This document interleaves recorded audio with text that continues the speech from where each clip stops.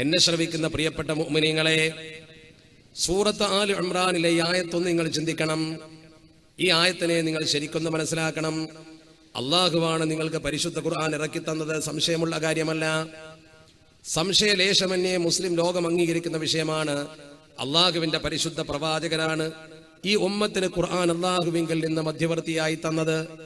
അള്ളാഹു പരിശുദ്ധ പ്രവാചകർക്ക് ജിബ്രീൽ അലൈഹിസ്സലാം മുഖേന ജിബ്രീൽ അലൈഹിസ്സലാത്തു വസ്സലാം മുഖേന ഓരോ സമയത്തും സന്ദർഭത്തിലും ആവശ്യത്തിന്റെ തോതനുസരിച്ചുകൊണ്ട്, സന്ദർഭത്തിന്റെ ഗൗരവം അനുസരിച്ചുകൊണ്ട് സബബുൻ നുസൂലൊക്കെ പഠിക്കുമ്പോൾ കാണാൻ കഴിയും. ഓരോ സന്ദർഭത്തിലും പ്രതിസന്ധികൾ വരുമ്പോൾ പരിഹാരമായിട്ടാണ് പരിശുദ്ധ ഖുർആൻ ഇറങ്ങിയത്. പരിശുദ്ധ പ്രവാചകർക്ക് പരിഹാരമായിട്ടും പ്രശ്നമായിട്ടും അല്ലാതെയും ഒക്കെ ഇറങ്ങിയ ആയത്തുകൾ അത് ജമ്മ ചെയ്തതാണ് നമ്മൾ ഇന്ന് കയ്യിൽ പിടിക്കുന്ന മുസാഫ്. അള്ളാഹു പറയുന്നു, ഹുവല്ലദീ അൻസല അലൈക്കൽ കിതാബ് മിൻഹു ആയാതും മുഹ്കമാതുൻ ഹുന്ന ഉമ്മുൽ കിതാബ്. അടിസ്ഥാനപരമായ പരിശുദ്ധ ഖുർആന്റെ മുഹ്കമാതായ ചില ആയത്തുകളുണ്ട്, ഖണ്ഡിതമായ അർത്ഥം കൽപ്പിക്കാവുന്ന ആയത്ത്. ഒരാൾക്കും അതിനെ ദുർവ്യാഖ്യാനം ചെയ്യാൻ കഴിയില്ല, ഒരാൾക്കും അതിനെ തെറ്റായി പറയാൻ കഴിയില്ല. അള്ളാഹുവിന്റെ പരിശുദ്ധ ഖുർആൻ തന്നെ പറഞ്ഞു, ഹുന്ന ഉമ്മുൽ കിതാബ്. ഖുർആൻ ഒരു പ്രത്യേകതയുണ്ട്. അള്ളാഹുവിന്റെ പരിശുദ്ധ ഖുർആനിൽ കൃത്യമായും യുക്തമായും നമുക്ക് ബോധനം നൽകപ്പെട്ട ആയത്തുകളുമുണ്ട്. ഉഖറു മുതശാബിഹാത്ത്. എന്നാൽ അതേ പരിശുദ്ധ ഖുർആനിൽ തന്നെ വ്യത്യസ്തമായ അർത്ഥം കൽപ്പിക്കാവുന്ന, വ്യാഖ്യാനം ചെയ്യാവുന്ന, മറ്റൊരു വഴിക്ക് തിരിച്ചു വിട്ടുകൊണ്ട് തെറ്റിദ്ധരിപ്പിക്കാൻ ഉപകരിക്കുന്ന ആയത്തുകളുണ്ട്. രണ്ടു തരം ആയത്തുകളുണ്ട് പരിശുദ്ധ ഖുർആനിൽ. അറബി ഭാഷ പഠിച്ചു എന്നതുകൊണ്ട് മാത്രം ഖുർആൻ കൈകാര്യം ചെയ്യാൻ കഴിയില്ല. ഭാഷാർത്ഥം പഠിച്ചതുകൊണ്ട് പരിശുദ്ധ ഖുർആൻ മനസ്സിലാക്കാൻ കഴിയില്ല.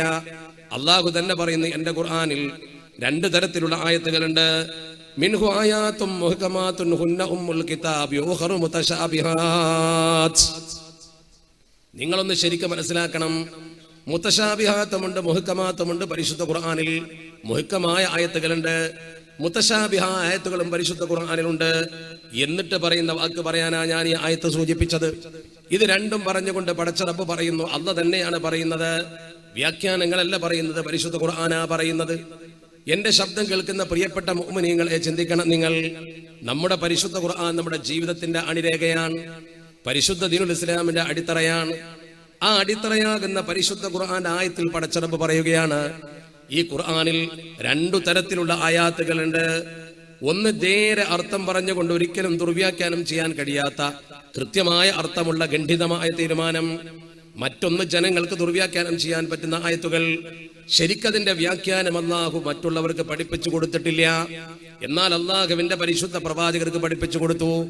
എന്നാൽ പ്രവാചകർക്ക് പോലും ചില വാചകങ്ങളുടെ അർത്ഥം അലിഫ് ലാം മീം എന്നൊക്കെ പറയുമ്പോൾ അലിഫും ലാമും മീനും ഓരോ ഹർഫുകളാണ്. എന്താണ് അതിന്റെ സാരമെന്ന് ഖണ്ഡിതമായി പറയാൻ കഴിയില്ല. അങ്ങനെയുള്ള ആയത്തുകളുമുണ്ട്. വിശുദ്ധ ഖുർആൻ വിജ്ഞാനത്തിന്റെ ഒരു കലവറയാണ്. ആ പരിശുദ്ധ ഖുർആനെ കുറിച്ച് നമ്മൾ എത്ര ചിന്തിച്ചാലും അത്ഭുതപ്പെടേണ്ടി വരും. അതുകൊണ്ടാണല്ലോ ഈ പരിശുദ്ധ ഖുർആൻ അല്ലാഹുവിന്റെ പരിശുദ്ധ ഹബീബിന് ജബലുന്നൂറിന്റെ ഉച്ചിയിൽ പരിശുദ്ധ പ്രവാചകർ ഇരുന്നിരുന്ന ആ ഹിറാ ഗുഹയിൽ വന്ന് ജിബ്രീൽ അലൈഹിസ്സലാത്തു വസ്സലാം ഓതിക്കൊടുക്കുമ്പോൾ നബി തങ്ങൾ വിറച്ചുപോയത്. ധൈര്യവാനായ നബി തങ്ങൾ വിറച്ചുപോയല്ലോ. പരിശുദ്ധ പ്രവാചകർക്ക് പനിച്ചു പോയല്ലോ. എന്നെ ആരോ പേടിപ്പിച്ചിട്ടുണ്ട്. ഖദീജ ഖവ്വഫനി അഹദും എന്ന് പറഞ്ഞുകൊണ്ട് നബി തങ്ങൾ ഇറങ്ങി വന്നില്ലേ? ജമ്മിലൂനി എന്ന് പറഞ്ഞില്ലേ? ഇത്രമാത്രം മനഃശക്തിയുള്ള പരിശുദ്ധ പ്രവാചകർ, ആ പരിശുദ്ധ തിരുദൂതർ ഹിജ്റ പോകുന്ന സമയത്ത് ഗുഹയിൽ കയറി നിൽക്കുന്ന സമയത്ത് ശത്രുക്കളുടെ കാലടി കണ്ടപ്പോ സിദ്ദീഖ് തങ്ങളെ പോലും പേടിച്ചപ്പോ നബി തങ്ങൾ പറഞ്ഞു, പേടിക്കണ്ട, ഇന്നല്ലാഹ മഅനാ. ആ ധൈര്യമുള്ള നബി തങ്ങൾ വിശുദ്ധ ഖുർആന്റെ ആയത്ത് ഓതി കൊടുത്തപ്പോ പേടിച്ച് വിറച്ചുപോയി. അല്ലാഹു തന്നെ പറഞ്ഞില്ലേ, ലൗ അൻസൽനാ അദൽ ഖുർആന അലാ ജബലിൻ ലറഅയ്തഹു ഖാശിഅൻ മുതസദ്ദിഅൻ മിൻ ഖശിയത്തില്ലാഹ്. ഈ പരിശുദ്ധ ഖുർആൻ എങ്ങാനും ഏതെങ്കിലും ഒരു പർവ്വത ശിഖരത്തിന്റെ മുകളിൽ ഇറക്കിയിരുന്നുവെങ്കിൽ ആ പർവ്വതം പൊട്ടിത്തകർന്നു പോകുമായിരുന്നേനെ. എന്ത് ഗൗരവമാണത്! എന്റെ ശബ്ദം കേൾക്കുന്നവരെ ചിന്തിക്കണം നിങ്ങൾ, ശ്രദ്ധിക്കണം നിങ്ങൾ. അല്ലാഹു പറയുന്നു ഈ ആയത്തിന്റെ ശേഷം, ഫഅമ്മല്ലദീന ഫീ ഖുലൂബിഹിം സയ്ഉൻ ഫഅമ്മല്ലദീന ഫീ ഖുലൂബിഹിം സയ്ഉൻ. മനസ്സിൽ വക്രതയുള്ള ആളുകൾ, മനുഷ്യർ പലതരമാണ്. നേരാവണ്ണം ചിന്തിക്കുന്നവർ, കാര്യങ്ങളൊക്കെ നേരിട്ട് നോക്കുന്നവർ.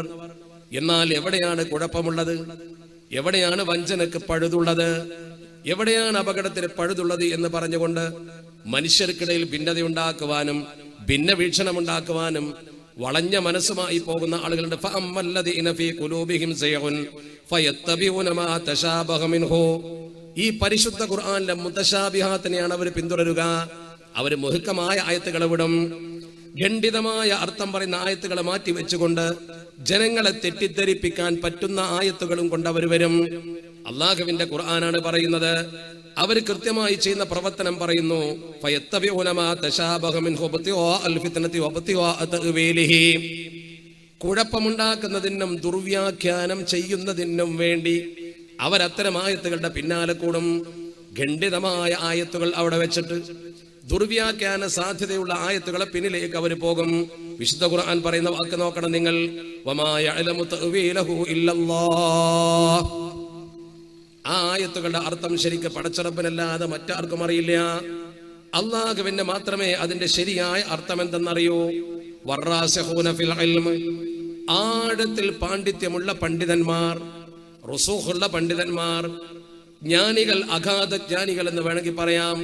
ഉസൂലൊക്കെ ശരിക്ക് പഠിച്ചുകൊണ്ട് അടിസ്ഥാന ജ്ഞാനം പഠിച്ച ആളുകൾ യഖൂലൂന, അവര് പറയും ആമന്നാ ബിഹി കുല്ലും മിൻ ഇൻദി റബ്ബിനാ വമാ യദ്ദക്കറു ഇല്ലാ ഉലുൽ അൽബാബ്.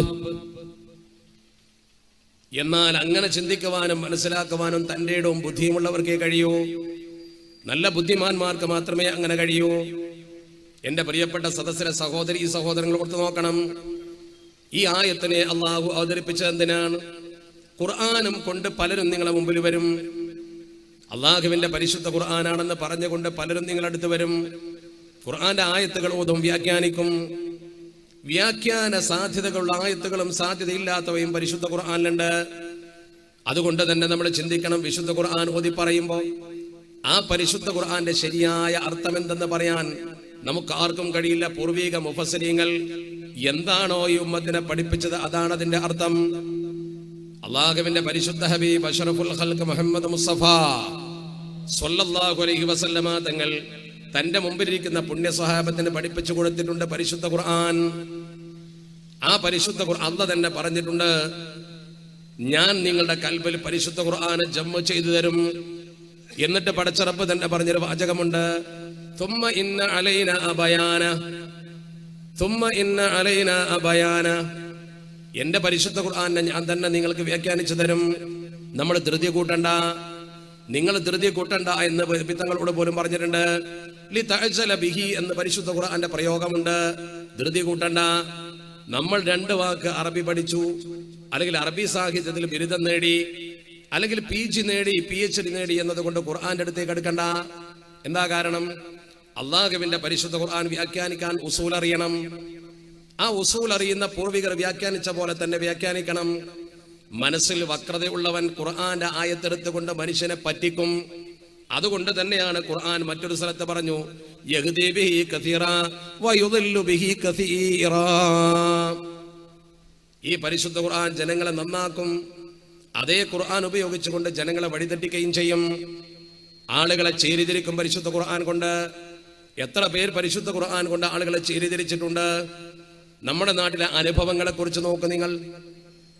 ഇത്രമാത്രം മുഹക്കമാത്തായ ആയത്തുകൾ ഉണ്ടായിട്ടും അതിന്റെ അപ്പുറത്തേക്ക് പോയിട്ട് ജനസമൂഹത്തെ വഞ്ചിക്കാൻ ആയത്തുകൾ എടുത്തു. സത്യത്തിൽ ആ ആയത്തുകൾ ശരിക്കും പ്രഥമ ദൃഷ്ട്യാ തന്നെ പരിശോധിച്ചാൽ സത്യം ബോധ്യപ്പെടാവുന്നതേ ഉള്ളൂ. ഞാൻ എപ്പോഴും സൂചിപ്പിക്കാറുണ്ട്, ഒന്ന് നമ്മുടെ ചേകനൂർ മൗലവി വന്നുകൊണ്ട് നമ്മുടെ സമൂഹത്തോട് എന്താ പറഞ്ഞത്? പണ്ഡിതനായിരുന്നവല്ലോ. പഠിച്ച് പണ്ഡിതനായൊരു വ്യക്തി എന്ന് പറഞ്ഞാൽ ഇൽമുണ്ട്. അദ്ദേഹം ബാക്കിയാത്തിൽ പഠിച്ച വ്യക്തിയാണ്. പക്ഷെ ആ ഇൽമിൽ ബറക്കത്തില്ലാത്തത് കൊണ്ട്, ആ ഇൽമിൽ ബറക്കത്തില്ലായ്മ കൊണ്ട് അദ്ദേഹത്തിന് കാര്യം ശരിക്ക് വളച്ചു കെട്ടി പറയേണ്ടി വന്നു. അദ്ദേഹം നമ്മുടെ സമൂഹത്തിൽ പറഞ്ഞ വാക്കെന്താ? അദ്ദേഹം അല്ലാഹുവിന്റെ പരിശുദ്ധ ഖുർആൻ ഉയർത്തിപ്പിടിച്ചുകൊണ്ട് സമൂഹത്തോട് പറഞ്ഞു, നിങ്ങൾ നിസ്കാരം നിലനിർത്തണം. അഖിമിസ്സലാത്ത ത്വറഫൈൻ നഹാർ വസുലഫം മിനൽ ലൈൽ. ത്വറഫൈൻ നഹാർ, പകലിന്റെ രണ്ടു ഭാഗത്ത് നിങ്ങൾ നിസ്കരിക്കണം. പിന്നെ രാത്രിയിൽ നിന്ന് അല്പവും നിങ്ങൾ നിസ്കരിക്കണം. അവിടെ സുൽഫത്തല്ല സുലഫാണ് പറഞ്ഞത് എന്ന് പോലും ചിന്തിക്കാതെ ജമ്മാക്കാൻ പറ്റുന്ന അക്കലുൽ ജമ്മിന്റെ പദമെങ്കിലും ഉണ്ട് അവിടെ. രണ്ട് നിസ്കാരമുണ്ടല്ലോ, അതിനിടയ്ക്ക് അദ്ദേഹം പറഞ്ഞ എന്താ? പകലിന്റെ രണ്ട് തെല്ലിൽ മാത്രം നിസ്കരിക്കണമെന്ന് പറഞ്ഞു. എന്നിട്ട് അദ്ദേഹം പറഞ്ഞു 3 നിസ്കാരമേ ഉള്ളൂ, ബാക്കി 2 വിട്ട് കളഞ്ഞു. അതിന് തെളിവായി അള്ളാഹുവിന്റെ പരിശുദ്ധ ഖുർആന ഉദ്ധരിച്ചത്. അതുപോലെ ചില ത്വരീഖത്തുകാർ വന്നുകൊണ്ട് നമ്മളോട് പറഞ്ഞില്ലേ, വഅബ്ദു റബ്ബക ഹത്താ യഅതിയകൽ യഖീൻ, അള്ളാഹ് ഉണ്ടെന്ന് ബോധ്യപ്പെടുന്നത് വരെ നിങ്ങൾ നിസ്കരിച്ചാൽ മതി എന്നർത്ഥം വെച്ചു. നിങ്ങൾ അള്ളാഹുവിനെ ആരാധിക്കൽ അള്ളാഹ് ഉണ്ടെന്ന് ബോധ്യപ്പെടും വരെയാണ്. ബോധ്യപ്പെടാനാണ് ആരാധന, ബോധ്യപ്പെട്ടാൽ പിന്നെ വേണ്ട. ആ രീതിയിൽ അതിനെ അർത്ഥം വെച്ചുകൊണ്ട് ജനസമൂഹത്തെ വഞ്ചിച്ചു. ഫഅമ്മല്ലദീന ഫീ ഖുലൂബിഹിം സൈഖുൻ ഫയത്തബിഊന മാ തശാബഹ മിൻഹു ഇബ്തിഗാഅൽ ഫിത്നതി വബ്തിഗാഅ തഅവീലി വമാ യഅലമു തഅവീലഹു ഇല്ലല്ലാഹ്. അള്ളാഹുവിന്റെ പരിശുദ്ധ ഖുർആൻ പറഞ്ഞ പോലെ തന്നെ സംഭവിച്ചു. ഇത് പണ്ട് മുതലേ സംഭവിച്ചു വന്നൊരു സംഗതിയാണ്. അതുകൊണ്ട് തന്നെ നിങ്ങളൊക്കെ ശ്രദ്ധിക്കേണ്ട ഒരു പ്രധാനപ്പെട്ട കാര്യമുണ്ട്. ഈ ആയത്ത് നിങ്ങൾ പരിശുദ്ധ ഖുർആനിൽ ഓതിയിട്ട് സൂറത്ത് ആലു ഇമ്രാനിലെ ഈ 7-ാമത്തെ ആയത്ത് ഓതിയിട്ട് നിങ്ങൾ 8-ാമത്തെ ആയത്തിന്റെ അതൊന്ന് ഓതി നോക്ക്. സൂറത്ത് ആലു ഇമ്രാനിലെ 7-ാമത്തെ ആയത്താണ് ഞാൻ ഇതുവരെ പറഞ്ഞത്. ആ 7-ാമത്തെ ആയത്തിന്റെ തൊട്ടടുത്ത ആയത്ത് എന്താ? റബ്ബനാ ലാ തുസിഗ് ഖുലൂബനാ ബഅദ ഇദ് ഹദൈതനാ വഹബ് ലനാ മിൻ ലദുൻക റഹ്മ ഇന്നക അൻതൽ വഹാബ്. എന്തിനാണ് അങ്ങനെ ഒരു പ്രാർത്ഥന പരിശുദ്ധ ഖുർആൻ നമ്മളോട് പറയാൻ പറഞ്ഞത്? എന്താണ് ആ പ്രാർത്ഥനയുടെ അർത്ഥം? റബ്ബനാ ലാ തുസിഗ് ഖുലൂബനാ ബഅദ ഇദ് ഹദൈതനാ, പടച്ചവനെ ഞങ്ങൾ നേർവഴിക്ക് വന്ന ശേഷം നേർവഴിയിൽ ഞങ്ങൾ വന്ന ശേഷം പിന്നെ ഞങ്ങളെ മനസ്സുകളെ നീ വഴിതെറ്റിക്കല്ലേ. എന്താണ് ഈ പ്രാർത്ഥനയ്ക്ക് സാരാംശം? നോക്ക് നിങ്ങൾ. നമ്മളോട് അല്ലാഹു ദുആ ചെയ്യാൻ വേണ്ടി പരിശുദ്ധ ഖുർആനിൽ പഠിപ്പിക്കുകയാണ്, റബ്ബനാ ലാ തുസിഗ് ഖുലൂബനാ ബഅദ ഇദ് ഹദൈതനാ, നേർമാർഗത്തിൽ വന്ന ശേഷം പിന്നെ പടച്ചവനെ ഞങ്ങളെ നീ വഴിതെറ്റിക്കല്ലേ. നേരായി പരിശുദ്ധ ദീൻ പഠിച്ച് വിശ്വസിച്ച് ദീനിൽ വന്ന ശേഷം പിന്നെ കുറച്ച് കൂടുതൽ അറബിയൊക്കെ പഠിച്ച് ഖുർആന്റെ ആയത്തെടുത്ത് സ്വന്തം അർത്ഥം വെക്കാൻ തുടങ്ങും. അങ്ങനെ നമ്മൾ തന്നെ വഴി പിടിച്ച് മറ്റൊരു മാർഗത്തിലേക്ക് അങ്ങനെ പോകും. ആ മാർഗത്തിലേക്ക് പോകുന്നൊരവസ്ഥ പടച്ചവനെ ഞങ്ങൾക്ക് ഉണ്ടാക്കല്ലേ, മുഅ്മിനായ ശേഷം പിന്നെ ഞങ്ങളെ വഴിതെറ്റിക്കല്ലേ എന്നതിന്റെ അർത്ഥം. അല്പസ്വല്പമൊക്കെ ദീൻ പഠിച്ചാൽ പിന്നെ വഴിതെറ്റുന്ന ഇത്തരം ചർച്ചകളിലും സ്വഭാവത്തിലുമൊക്കെ പങ്കെടുക്കും, ദുർവ്യാഖ്യാനം ചെയ്യും. സാധാരണക്കാർക്ക് അത് ഓതി കൊടുക്കുന്നത് പഠിക്കുകയുള്ളൂ സാധുക്കള്. നേരെ മറിച്ച് അല്പം വിദ്യാഭ്യാസമൊക്കെ നേടുമ്പോൾ കുറച്ച് ഉയരുമ്പോൾ അവർക്ക് അഹ്ലുസുന്നത്തി വൽ ജമാഅത്ത് മതിയാകാതെ വരുന്നത് എന്തുകൊണ്ടാ? സ്വന്തമായി ഖുർആൻ കൊണ്ട് കളിക്കുന്നത് കൊണ്ടാണ്, വിശുദ്ധ ഖുർആൻ സ്വന്തമായി അർത്ഥം വെക്കുന്നത് കൊണ്ടാണ്. ഈ ഒരു പ്രവണത നമ്മുടെ സമൂഹത്തിൽ ആര് കൊണ്ടുവന്നോ ആ കൊണ്ടുവന്നവരൊക്കെ സമൂഹത്തിൽ ഭിന്നതയുണ്ടാക്കി, സമൂഹത്തിൽ വ്യാപകമായി ചേരിതിരിവുണ്ടാക്കി. നേരെ മറിച്ച് അല്ലാഹുവിന്റെ പരിശുദ്ധ ഖുർആൻ ജനങ്ങളോട് പറയുന്നത് ഒരുമിച്ച് നിൽക്കണം എന്നാണ്. ഒരുമിച്ച് നിൽക്കണമെന്ന് പരിശുദ്ധ ഖുർആൻ പറയാൻ. ആ പരിശുദ്ധ ഖുർആന്റെ നിർദ്ദേശം പോലും ലംഘിച്ചുകൊണ്ട് മുസ്ലിങ്ങൾ 100 ചേരിയായില്ലേ ലോകത്ത്. എന്താണ് ഇതിന്റെ അടിത്തറ? നിങ്ങൾ പരിശോധിച്ച് നോക്ക്. അള്ളാഹുവിന്റെ പരിശുദ്ധ തിരുദൂതർ പഠിപ്പിച്ചതിനെ തെറ്റായി സമൂഹത്തിൽ വ്യാഖ്യാനിച്ചുകൊണ്ട് ഈ സമുദായത്തെ ചേരിതിരിപ്പിക്കുന്ന പ്രവർത്തനം. ഇത് പറയുമ്പോൾ സുന്നത്ത് ജമാഅത്തിനെ എതിർത്തുകൊണ്ട് അവർ പറയും, അങ്ങനെയാണെങ്കിൽ സുന്നത്ത് ജമാഅത്തിൽ വിശ്വസിക്കുന്ന ആളുകൾ ഒരേ ഐക്യത്തിൽ നിൽക്കേണ്ട സ്ഥാനത്ത് 4 മദ്ഹബുകളായി ചേരിതിരിഞ്ഞില്ലേ? ആ മദ്ഹബിനെ കുറിച്ച് പറയുമ്പോൾ ചിന്തിക്കണം നിങ്ങൾ. മദ്ഹബുകൾ 4 എണ്ണമല്ല. മദ്ഹബുകൾ വ്യത്യസ്തമായി ലോകത്തിന് പക്ഷെ സ്വീകാര്യ യോഗ്യമായി മുസ്ലിം ഉമ്മത്ത് ഏകീകരിച്ചത് 4 മദ്ഹബേ ഉള്ളൂ. ആ 4 മദ്ഹബുകൾ ശരിക്കും നിങ്ങൾ പരിശോധിച്ചാൽ അത് നമ്മൾ സാധാരണഗതിയിൽ കവലപ്രസംഗം നടത്തും പോലെയല്ല. ലക്ഷക്കണക്കിന് ഹദീസ് മനഃപ്പാഠമാക്കി നബി തങ്ങളുടെ ചരിത്രം പഠിച്ച് സ്വഹാബത്തിൽ നിന്ന് രേഖപ്പെടുത്തി വെച്ച ചരിത്രം ഉദ്ധരിച്ച ആളുകളെ കുറിച്ച് ഖണ്ഡിതമായി ദീർഘ പഠനം നടത്തി നബി തങ്ങൾ പറഞ്ഞ വാചകങ്ങളെ അവർ പണ്ഡിത ലോകത്ത് അറിയാവുന്ന വിഷയങ്ങൾ വെച്ചുകൊണ്ട് വ്യാഖ്യാനിച്ചപ്പോൾ സംഭവിച്ച വീക്ഷണ വ്യതിയാനങ്ങൾ മാത്രമാണ് മദ്ഹബുകൾ. അല്ലാതെ മദ്ഹബ് പുതിയൊരു ദീനല്ല. മദ്ഹബ് പുതിയൊരു ദീനല്ല. ഒരു മതത്തിന്റെ വിശ്വാസികൾക്ക് ഒരു ഗ്രന്ഥവും ഒരു പ്രവാചകനും ഒരു അല്ലാഹുവും ഉള്ളപ്പോ എങ്ങനെ അവർ 4 മദ്ഹബിന്റെ വക്താക്കളായി എന്ന് ചോദിക്കുന്ന ആളുകളുണ്ട്. ആ 4 മദ്ഹബിന്റെ വക്താക്കളായതിന്റെ സംഭവം വീക്ഷണ വ്യതിയാനമാണ്. നബി തങ്ങളുടെ ഹദീസ് തന്നെയാണ് ആധാരം. സ്വഹാബത്തിനെ തള്ളിയിട്ടില്ല, പരിശുദ്ധ പ്രവാചകരെ തള്ളിയിട്ടില്ല. ഏറ്റവും ചുരുങ്ങിയ ഒരു ഉദാഹരണം വേണമെങ്കിൽ നോക്കൂ, നിങ്ങൾ എത്ര പെട്ടെന്ന് മനസ്സിലാക്കാം. ഏത് സാധാരണക്കാരനും മനസ്സിലാക്കത്തക്ക രീതിയിൽ മഹാന്മാർ ഇതിനെ വ്യാഖ്യാനിച്ചിട്ടുണ്ട്. ഉദാഹരണമായി ഷാഫി ഹനഫി മദ്ഹബ് തങ്ങളുടെ ചില അന്തരങ്ങളെ കുറിച്ച് പഠിച്ചു നോക്ക് നിങ്ങൾ. രണ്ടും ശരിയാണ് എന്ന് നമ്മൾ സമ്മതിക്കേണ്ടി വരും. നമ്മൾ എവിടെ നിൽക്കുന്നു എന്നതിനനുസരിച്ചായിരിക്കും നമ്മുടെ മദ്ഹബ് തീരുമാനിക്കുക. അള്ളാഹുവിന്റെ പരിശുദ്ധ തിരുദൂതർ ഈ ഉമ്മത്തിനോട് പറഞ്ഞു, മൻ ബാല ഫല്യതവല്ലഹ്. ഒരു ഉദാഹരണം, അഹ്ലു സുന്നത്തി വൽ ജമാഅത്തിന്റെ വീക്ഷണത്തെ പലരും കളിയാക്കാറുള്ളത്, നിങ്ങൾ പറയും 1 മാത്രമാണ് ശരി, ഒരു കൂട്ടർ മാത്രമാണ് സ്വർഗത്തിലേക്ക് പോവുക. 73 വിഭാഗത്തെ കുറിച്ച് പറയും, എന്നിട്ട് നിങ്ങൾ 4 വിഭാഗമായി നിൽക്കും. നിങ്ങൾക്ക് 4 മദ്ഹബ്, എന്നിട്ട് നിങ്ങൾ പറയും ഒരു വിഭാഗം മാത്രമാണ് അള്ളാഹുവിന് ഇഷ്ടപ്പെട്ട ദാസന്മാർ. അവർ വളരെ വ്യക്തമായി നമ്മളോട് പറയുന്നത് നമ്മൾ നിർദ്ധാരണം ചെയ്യണം. ആരെങ്കിലും എന്തെങ്കിലും പറയുന്നത് കേൾക്കുമ്പോഴേക്കും നമ്മളങ്ങ് ചാടി വിടരുത്. ഞാൻ പറഞ്ഞ ഹദീസ്, മൻ ബാല, ആരെങ്കിലും മൂത്രിച്ചാൽ ഫല്യതവല്ല, അവൻ വുദു എടുക്കട്ടെ. ഇത് അള്ളാഹുവിന്റെ പരിശുദ്ധ തിരുദൂതരുടെ ഹദീസാണ്. മൂത്രമൊഴിച്ചാൽ വുദു എടുക്കണമെന്ന് പറഞ്ഞാൽ അതിന്റെ അർത്ഥം എന്താ?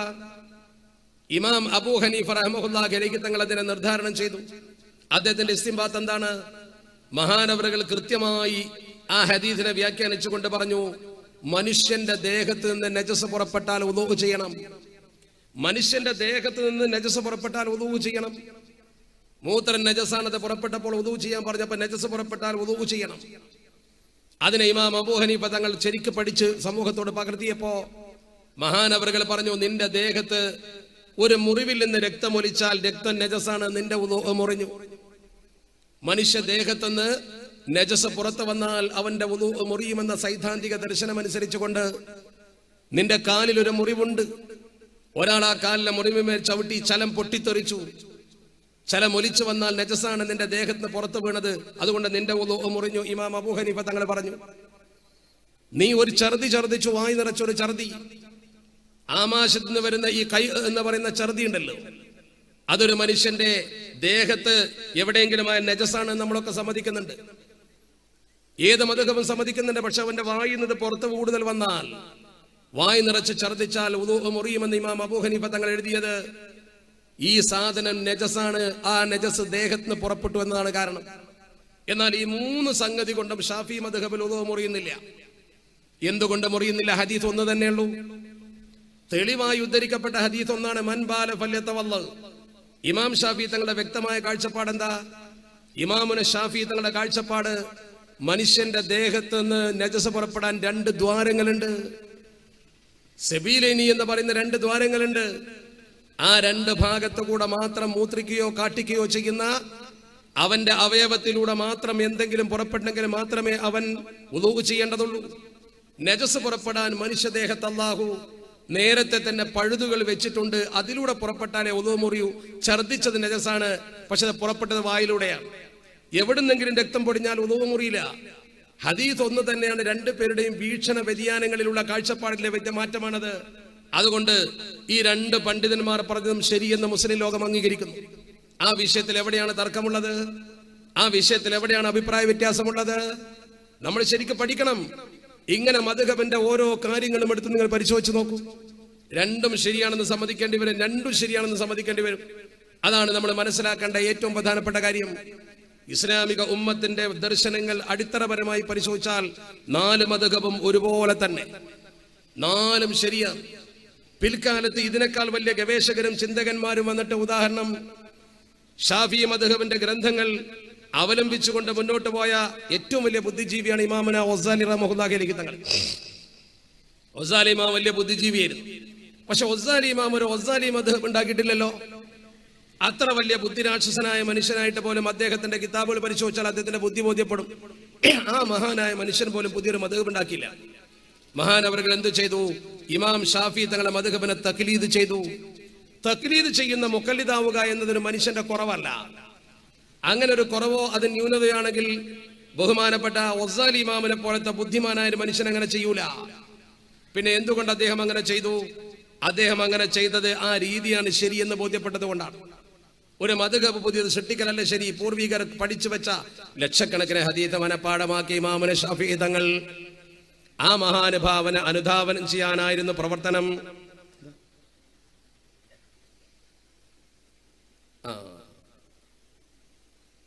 സ്ത്രീകളെ ഭാഗത്ത് ശബ്ദം കുറവാണ്. ഞാൻ മൈക്കിന്റെ അടുത്ത് നിൽക്കണം എന്ന് പറഞ്ഞത്. ഞാൻ മൈക്കിൽ കയറിക്കലല്ലോ ശരി. നിങ്ങൾ മനസ്സിലാക്കേണ്ട ഏറ്റവും പ്രധാനപ്പെട്ട കാര്യമുണ്ട്. നമ്മൾ മനസ്സിലാക്കേണ്ട അതിപ്രധാനമായ കാര്യം, അള്ളാഹുവിന്റെ പരിശുദ്ധ ദീനുൽ ഇസ്ലാമിനെ സംബന്ധിച്ചിടത്തോളം ഈ മദ്ഹബുകൾ മുഴുവൻ ഈ സമൂഹത്തിൽ സ്വീകാര്യയോഗ്യമായ ദീനാണ് പഠിപ്പിച്ചത്. ആ സ്വീകാര്യയോഗ്യമായ ദീനിനെ മദ്ഹബിനെ തള്ളിയിട്ട് നമ്മുടെ ദീനിൽ പുതിയത് കൊണ്ടുവന്ന ആളുകളുടെ അവസ്ഥ എന്താ? അവർ വീക്ഷണ വ്യതിയാനം കൊണ്ട് അവർ തന്നെ തമ്മിൽ വേറിട്ട് നിൽക്കുന്നത് നിങ്ങൾ കണ്ടില്ലേ? എന്തുകൊണ്ട് തൗഹീദിന്റെ വിഷയത്തിൽ മാറി ചിന്തിക്കേണ്ടി വന്നു? എന്തുകൊണ്ട് നേരത്തെ പറഞ്ഞ തൗഹീദ് മാറ്റി പറയേണ്ടി വന്നു? സ്വന്തമായ വീക്ഷണം നമ്മൾ പറയുമ്പോൾ നമുക്കിടയിൽ തർക്കമുണ്ടാകും, മാറ്റേണ്ടി വരും, മറിച്ച് പറയേണ്ടി വരും. നേരെ മറിച്ച് പൂർവികർ പറഞ്ഞത് അതുപോലെ അനുധാവനം ചെയ്താലോ ഒരു തരത്തിലും അതിൽ മാറ്റമുണ്ടാവില്ല. പൂർവികർ പറഞ്ഞത് എന്താണോ അത് അതുപോലെ അനുധാവനം ചെയ്യാൻ നമ്മൾ ശ്രമിക്കുമ്പോൾ നമ്മൾ അവരെ കുറിച്ച് ആദ്യം മനസ്സിലാക്കണം. അവര് നമ്മളെ പോലെയുള്ള കാര്യങ്ങളെ കുറിച്ച് കൃത്യമായി പഠിച്ചു മനസ്സിലാക്കിയിട്ടാണ് അവർ സമൂഹത്തിൽ വന്നത്. അതിനുവേണ്ടി കാലങ്ങൾ ചെലവിട്ടവരാണ് അവർ. ഇമാം ഷാഫി തങ്ങളൊക്കെ ബദുക്കളുടെ ഭാഷ പഠിക്കുന്നതിന് വേണ്ടി അറബികളുടെ വാദിയിൽ പോയിട്ട് വർഷങ്ങളോളം ആ കൊളോക്കിയൽ ഭാഷ അഥവാ അവരുടെ പ്രാദേശിക ഗ്രാമീണ ഭാഷ പഠിച്ചിട്ടുണ്ട്. എന്തിനാ? ഹദീസുകൾ വ്യാഖ്യാനിക്കാൻ, അദ്ദേഹത്തിന് ആ ഭാഷ വശപ്പെടാൻ വേണ്ടി. അങ്ങനെ ത്യാഗം ചെയ്ത മഹാരഥന്മാർ കെട്ടിപ്പടുത്തൊരു സംവിധാനത്തെ കുറ്റപ്പെടുത്താൻ പാടുണ്ടോ? ഞാൻ പറഞ്ഞു വന്നത് അഹ്ലുസുന്നത്തി വൽ ജമാഅത്തിനെതിരെ ഉന്നയിക്കുന്ന ഏറ്റവും വലിയൊരു ആരോപണമാണത്. അത് പഠിക്കുമ്പോൾ നമുക്കിതാണ് ശരിയെന്ന് ബോധ്യപ്പെടും. പിന്നെ ഈ ഉമ്മത്തിന്റെ വിശ്വാസധാരയെ മോശമായി ചിത്രീകരിക്കാനുള്ള ഏറ്റവും പ്രധാനപ്പെട്ട കാരണം നമ്മുടെ സമൂഹത്തെ സംബന്ധിച്ചിടത്തോളം നമ്മൾ വിശ്വസിക്കുന്ന, നമ്മൾ അനുഷ്ഠിക്കുന്ന പ്രവർത്തനങ്ങളെ ആധുനിക തരത്തിൽ വ്യാഖ്യാനിച്ചുകൊണ്ട് നമ്മുടെ സമൂഹത്തിൽ പുതിയ ചിന്താഗതി കൊണ്ടുവന്നു. ആ ചിന്താഗതി സമൂഹത്തിൽ ചില സാധാരണക്കാർ ദീനിനെ കുറിച്ച് കൂടുതൽ വിവരമില്ലാതെ ഏറ്റെടുത്തു. ആ ഏറ്റെടുത്തതിൽപ്പെട്ട പ്രധാനപ്പെട്ട സാമൂഹ്യ വിഷയങ്ങളാണ് സ്ത്രീകളെ സംബന്ധിച്ചിടത്തോളം അവർ പള്ളിയിൽ വരികയും നിസ്കരിക്കുകയും ചെയ്യുക എന്ന വിഷയം, അതുപോലെ തന്നെ ഖുതുബ മലയാളീകരിക്കുക എന്ന വിഷയം. ഈ വിഷയങ്ങളൊക്കെ സാധാരണക്കാർക്കിടയിൽ ഇട്ടു നോക്കുമ്പോൾ ഞാൻ ആരെയും കുറ്റപ്പെടുത്താനല്ല പറയുന്നത്. നമ്മൾക്ക് തന്നെ ഒരു യക്കീൻ ഉണ്ടാകാൻ, നമ്മൾ തന്നെ പഠിക്കാൻ വേണ്ടിയാണ് ഞാൻ പറയുന്നത്. എന്റെ മുമ്പിൽ നിൽക്കുന്ന ഉമ്മമാരും അതുപോലെ തന്നെ സാധാരണക്കാരായ ചെറുപ്പക്കാരും പഠിക്കണം. സ്ത്രീകൾക്കിടയിൽ പോലും ഉണ്ടാകും, എന്തേ ഞങ്ങൾക്കൊന്ന് പള്ളിയിൽ പോയി നിസ്കരിച്ചാൽ ഞങ്ങൾക്ക് വേണ്ട പുണ്യം, എന്തുകൊണ്ട് ഞങ്ങൾക്ക് പള്ളിയിൽ പോയി നിസ്കരിച്ചുകൂടാ, ഞങ്ങൾക്ക് വേണ്ട പുണ്യം. ഇക്കണ്ട മലയാളികൾ മുഴുവൻ ഒരുമിച്ച് കൂടുന്ന പള്ളിയിൽ എന്തേ അല്പം മലയാളത്തിൽ നിന്ന് ഖുതുബ നിർവഹിച്ചാൽ കുഴപ്പം? ഈ ചോദ്യം സാധാരണക്കാർക്കിടയിൽ വളരെ പെട്ടെന്ന് യേശു. ഏത് സാധാരണക്കാരനും അത് ശരിയെന്ന് സമ്മതിക്കും. ദീനിനെ കുറിച്ച് കൂടുതൽ വിവരമില്ലാത്ത ഒരാൾ അതാണ് ശരിയെന്ന് തന്നെ പറയും. ബാക്കിയുള്ളത് ചില പണ്ഡിതന്മാരുടെ വാശിയായി ചിത്രീകരിക്കപ്പെടും. അത് നമ്മുടെ സമൂഹത്തിൽ ശരിക്കും സംഭവിച്ചു എന്നതൊരു യാഥാർത്ഥ്യമാണ്. പഠിക്കണം നിങ്ങൾ. ഞാൻ നിങ്ങൾക്ക് ബോധ്യപ്പെടാൻ വേണ്ടിയാ പറയുന്നത്. അങ്ങനെ നമ്മുടെ സമൂഹത്തിൽ ഒരു അവസ്ഥയുണ്ടെങ്കിൽ നിങ്ങൾ ചിന്തിക്കണം. നമുക്ക് നോക്കാം, സ്ത്രീകൾ പള്ളിയിലേക്ക് വരിക എന്ന വിഷയത്തിൽ അള്ളാഹുവിന്റെ ദീനിന്റെ കാഴ്ചപ്പാടെന്താ? നമ്മൾ എന്തിനാണ് പള്ളിയിലേക്ക് പ്രയാസപ്പെട്ട് ജമാഅത്തിനും ജുമുഅക്കും പോകുന്നത്? നമ്മളോട് എന്തിനാ പള്ളിയിലേക്ക് തന്നെ വരാൻ പറഞ്ഞത്? അബ്ദുല്ലാഹ് ഇബ്നു ഉമ്മു മക്തൂം എന്ന് പറയുന്ന മനുഷ്യൻ അന്ധനാണ്. ആ അന്ധനായ മനുഷ്യൻ അള്ളാഹുവിന്റെ പരിശുദ്ധ ഹബീബിനോട് ചോദിച്ചു, നബിയെ, എനിക്ക് കണ്ണ് കാണാൻ അള്ളാഹു സുബ്ഹാനഹു വ തആല അവസരം തന്നിട്ടില്ല നബിയെ. ഇന്നീ ദരീറും, ഞാൻ കണ്ണുകാഴ്ചയില്ലാത്തവനാണ്. എന്നെ പള്ളിയിലേക്ക് കൈപ്പിടിച്ചു കൊണ്ടുവരാൻ ആളുമില്ല നബിയെ. അള്ളാഹുവിന്റെ പരിശുദ്ധ തിരുദൂതരോട് വളരെ വിനയത്തോടു കൂടി ചോദിക്കുകയാണ്. ആ മഹാനായ മനുഷ്യനത് ചോദിച്ചപ്പോൾ, അള്ളാഹുവിന്റെ പരിശുദ്ധ ഹബീബിനോട് ചോദിച്ചപ്പോൾ, എനിക്ക് എന്തെങ്കിലും റുഖ്സയുണ്ടോ എന്നാണ് അദ്ദേഹത്തിന്റെ ചോദ്യം. ഹൽ തജ്ദുലി റുഖ്സ, ഹൽ തജ്ദുലി റുഖ്സ. ഈ പള്ളിയിൽ കൃത്യമായി ജമാഅത്തിന് വരുന്നതിൽ നിന്ന് എനിക്ക് എന്തെങ്കിലും ഇളവ് തരുമോ നബിയെ? അള്ളാഹുവിന്റെ പരിശുദ്ധ മതത്തിൽ എനിക്ക് ഇളവുണ്ട് പ്രവാചകരെ. അഷ്റഫുൽ ഖൽഖ് തങ്ങൾ ആ മനുഷ്യനെ നോക്കിക്കൊണ്ട്, കണ്ണ് കാണാത്ത മനുഷ്യനോട് ചോദിച്ച ചോദ്യം എന്താ? ഹൽ തസ്മഉൻ നിദാ, ഉമ്മ മക്തൂമേ, നിന്റെ വീട്ടിലേക്ക് ബാങ്ക് വിളിച്ചാൽ കേൾക്കുമോ? അബ്ദുല്ലാഹ് ഇബ്നു ഉമ്മ മക്തൂമിന്റെ വീട്ടിലേക്ക് ബാങ്ക് വിളിച്ചാൽ കേൾക്കുമോ? അള്ളാഹുവിന്റെ പരിശുദ്ധ തിരുദൂതരോട് ഉമ്മ മക്തൂം പറഞ്ഞു, സത്യമേ പറയൂ, പുണ്യ സ്വഹാബത്തിൽപ്പെട്ട മഹാനായ മനുഷ്യൻ കേൾക്കുമല്ലോ നബിയെ. അള്ളാഹുവിന്റെ തിരുദൂതർക്ക് പിന്നെ സംശയം ഉണ്ടായില്ല.